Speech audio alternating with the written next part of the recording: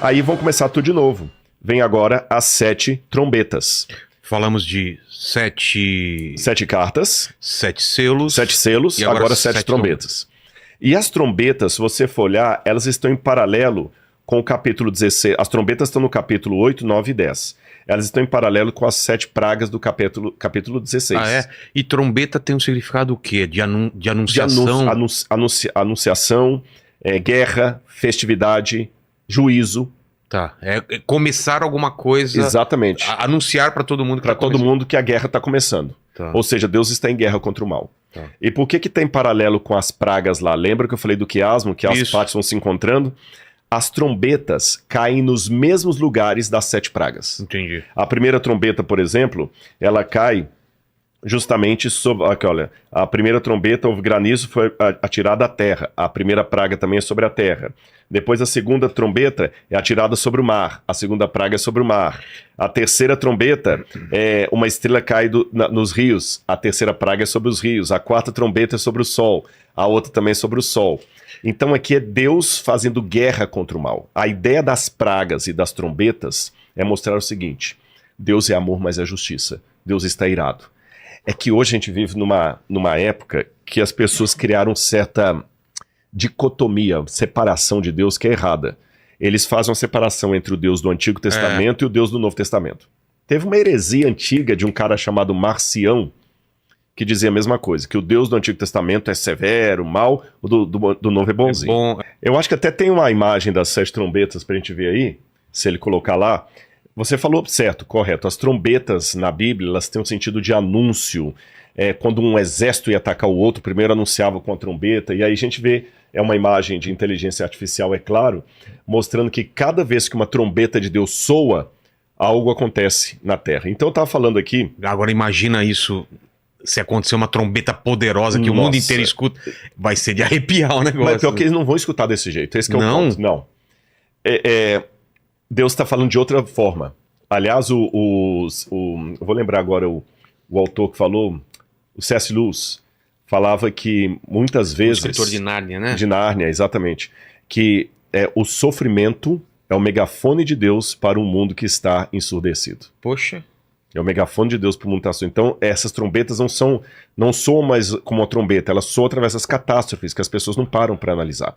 E aí vem aquele ponto que eu comecei a falar e não desenvolvi. A diferença do Deus do Antigo Testamento para o Novo. Que teve um cara chamado Marcião, herege, que lá no passado ele falava que havia o Deus dos hebreus e o Deus do Novo Testamento. E ele odiava, até o Novo Testamento ele só aceitava mais ou menos uma parte do Novo Testamento, nem todo o Novo Testamento.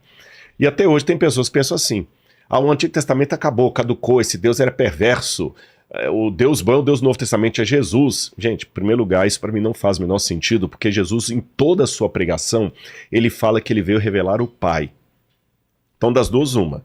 Se ele veio revelar o Pai, e Jesus em nenhum momento desautorizou o Antigo Testamento, nem falou que estava ultrapassado, ele falou bem claro: não vim revogar a lei ou os profetas, eu vim cumprir. E cumprir não é no sentido de cumprir, acabou, não tem mais nada para fazer, não, porque ele continua dizendo, ele continua: ainda que o céu e a terra passem, nem um i, nem um tio jamais cairá da lei até que tudo se cumpra. Aquele que menosprezar o menor dos mandamentos e assim ensinar os homens será considerado mínimo no reino dos céus. Aquele, porém, que os ensinar e guardar será considerado grande no reino dos céus. Então, qualquer pregação, eu falo isso com muita convicção, que tente anular o Antigo Testamento, que fala que ele é ridículo, que é uma revelação estúpida, que já está ultrapassada, caduca, ele não está entendendo o que Jesus falou em Mateus 5,17. Que Jesus deixou bem claro: eu não vim anular essa lei. Ele veio cumprir, mas cumprir, repito, não é no sentido que agora que cumpriu, então agora pode fazer o que quiser, você entendeu? Não existe isso. É como se você falasse com o Noah assim: Noah, papai não está transgredindo as leis de trânsito, não. Ele veio para cumprir. Agora que papai cumpriu, você pode transgredir. Não existe isso. Vim para seguir. Eu vim para seguir, para você ser o modelo. E eu falo com você tem que seguir como eu estou seguindo. Por minha graça, é claro, que por nós mesmos nós não podemos. E esse Deus do Antigo Testamento, ele ama tanto como o do Novo. E o do Novo é capaz de se irar tanto quanto o do Antigo. Quer ver uma coisa interessante? Quando a gente leu sobre o sexto selo, eu vou relembrar uma coisa aqui. Fala assim, olha,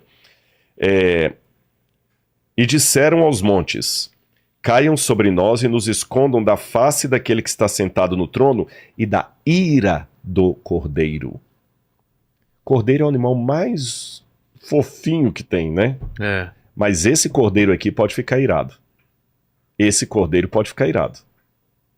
Então, Cristo no Novo Testamento, ele também se ira. Você tem no Novo Testamento Jesus com o chicote expulsando os vendilhões do templo. Você tem Ananias e Safira caindo fulminados diante dos apóstolos porque mentiram. Tá certo? Você tem Cristo no Novo Testamento guerreando contra o mal. E você tem no Antigo Testamento Deus falando: com amor eterno eu amei você, por isso com benignidade eu atraí você. Então, as pessoas hoje pensam assim, é tudo ou nada. Se Deus é amor, então ele não pode ficar irado. Deus não julga ninguém. Isso é mentira. Deus é amor. Deus é amor. Não, Deus é amor, mas ele também é justiça. Compreende a questão? Deus não vai levar ninguém para o céu na marra. Então, se a pessoa não quer, ela vai enfrentar o que é o não Deus.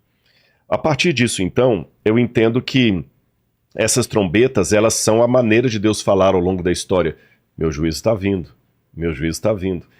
Nesse sentido, é interessante que quando a gente vai para Mateus capítulo 24, que eu fiz menção aqui, onde Jesus também tem a profecia do que iria acontecer no fim do mundo, Mateus 24 diz assim, olha, eu vou ler para vocês. E aqui eu volto na primeira fala que nós tivemos no podcast de hoje.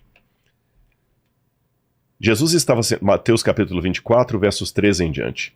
Jesus estava sentado no Monte das Oliveiras quando os discípulos se aproximaram dele e em particular lhe pediram: diga-nos quando essas coisas vão acontecer e que sinal haverá da tua vinda e do fim dos tempos. E Jesus respondeu: tenham cuidado para que ninguém os engane, porque virão muitos em meu nome dizendo: eu sou o Cristo, e enganarão a muitos. Vocês ouvirão falar de guerras e rumores de guerras. Fiquem atentos e não se assustem, porque é necessário que assim aconteça. Mas ainda não é o fim. Caramba. Então guerra não é sinal seguro da vinda de Jesus. Não é, mas ainda não é o fim. Mas ele continuará dizendo. Mas ele continua. Porque nação se levantará contra nação, reino contra reino. Haverá fomes e terremotos em vários lugares. Porém, todas essas coisas são o princípio das dores. No grego, esse princípio das dores, eu estou com o Novo Testamento grego aqui, são as dores de parto, quando a mulher está para dar à luz. As internautas que estão nos assistindo aí, que são mães, podem dar o seu no chat aí, pode falar a sua experiência. Eu não sei como é que foi com a sua esposa, mas eu conheci mulheres que tiveram contração de parto. Entre a primeira contração e o nascimento do bebê, passaram 40 minutos. Houve mulheres que passaram 18 horas. Varia muito. Varia muito de mulher para mulher. Então, aqui está a contração de parto. Paulo também fala, são a contração do parto. Então, Jesus falou o seguinte, as guerras não são sinal seguro do fim, mas elas são o início das dores. Você que é pai, quando a mulher começa a ter a contração, o bebê pode nascer 1 hora depois ou 18 horas depois. Mas se você é um bom marido e precavido, você não paga para ver. É verdade, você já fica esperto. Na primeira contração, você já vai para o hospital. A mesma coisa com a história. Pode ser que essa guerra agora possa ser mais uma e ainda tem umas 50 anos de história pela frente. Mas como estamos na contração do parto, sem sensacionalismo, sem teoria da conspiração, vamos ficar ligados. Guerra e rumores de guerra. Exatamente. Aí depois disso, Jesus fala, nesse tempo muitos hão de se escandalizar, trair e odiar uns aos outros. Olha a Odisseia aqui. Muitos falsos profetas se levantarão e enganarão a muitos. E falso profeta não é ateu não, tá? Falso profeta é quem está falsificando as coisas de Deus. E por se multiplicar a iniquidade, o amor se esfriará de quase todos. Aquele, porém, que ficar firme até o fim, este será salvo. E será pregado esse evangelho do reino a todo mundo, para testemunho a todas as nações. Então virá o fim. O que eu estou fazendo aqui? Eu tenho certeza que milhões de pessoas vão ser alcançadas com esses bate-papos aqui. Se somar todos os podcasts que a gente já fez e outros que vieram aqui, que você já trouxe aqui, o evangelho está espalhando. Então vai vir o fim.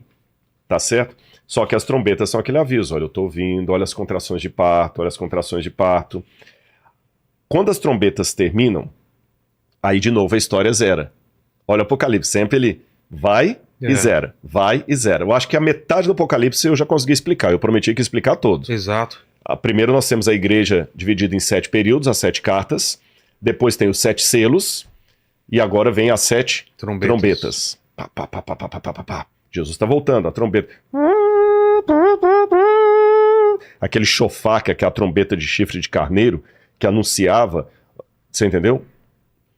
Aí vem agora o centro do Apocalipse. Mostra o chofar aí. Tem um chofar aí? É com SH. É muito legal, eles tocam lá eu pena que eu não sei tocar, eu quero ainda treinar. Difícil. É difícil, quem toca tem que fazer boca dura aqui, né? E eles tocam aqui do ladinho, né? É muito, muito legal, ele vai mostrar o som, e o som é tremendo aquilo ali, dá pra escutar alto, é um som muito bonito. Aí, esse é um chofar, esse é feito de chifre de antílope, eles fazem às vezes de antílope, às vezes de carneiro, e o chifre, lógico, não era assim, é que ele vai esquentando o chifre, ele vai moldando, né? E as festas religiosas de Israel eram proclamadas, inclusive tinha a festa das trombetas. Então a volta de Jesus, a trombeta tinha um sinal assim, algo que realmente todo mundo vai tomar consciência disso.